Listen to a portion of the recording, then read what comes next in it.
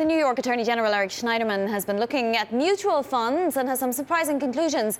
Here to discuss those conclusions, Julie Hyman and Bloomberg News' Eric Balchunas from Bloomberg Intelligence. Thanks, Fonnie. Appreciate it. Yeah, this was quite a controversial report within the ETF world.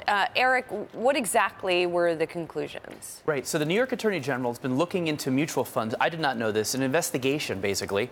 And basically had a report that came out. It was about 12 pages. It said mutual funds charge a lot of money, right? A lot of fees. They compared how fees can really eat into your retirement savings.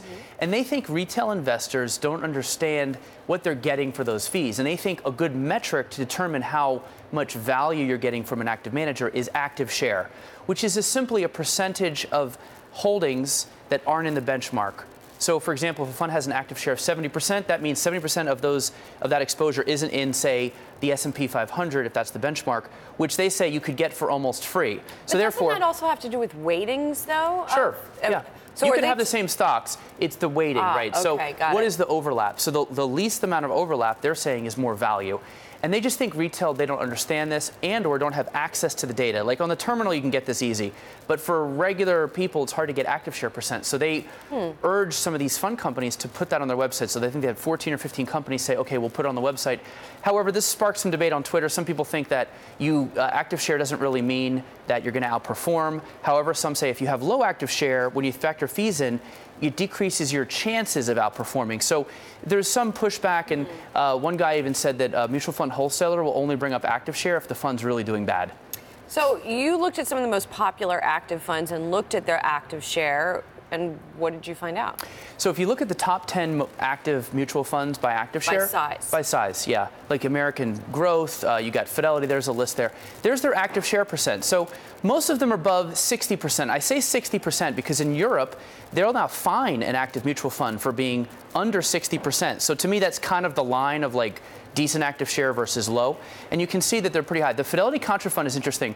That's below 60%. That's the lowest in the list. That's the best performing. So it's crushed the benchmark. And so ironically, the lower the active share. That's what I was going to say. Do we even know if there's a correlation between active share and performance? Not really. But if your active share is really low, there was some cases on their report where the active share was 20%. Right. I mean, it would be almost impossible to outperform after fees with that low. So does this matter for mutual funds in the long run? I don't think so, because let's go back to the Fidelity Contra Fund. It's crushing the benchmark, yet that fund has seen $15 billion in outflows over the past year.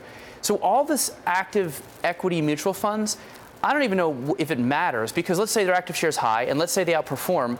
Most of the outperforming ones still seeing outflows. That's how bad it is right now for an active mutual fund. It's just the tide has turned against them, at least for now. This could all swing back. It's important information, but it's kind of meaningless. OK, so bring it to the ETF world quickly for us and talk about active there.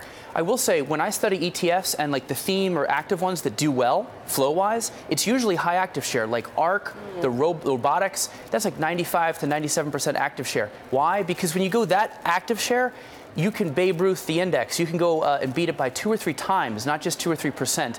And that shiny object moment is what draw flows. So for an active manager right now, I would lean towards high active share and just swing for the fences, because that seems to be only what gets investors' attention anymore. But it sort of takes care of itself, right? Because if you see the performance, whether you know what the active share is or not, you're buying it based on the performance. Correct. And I think as people go low-cost passive in their core, they can get a little crazier with the funds that have higher active share on the outside, because it's a little less of their core these days. All right. Eric, thank you so much. Eric Balchunas, appreciate it.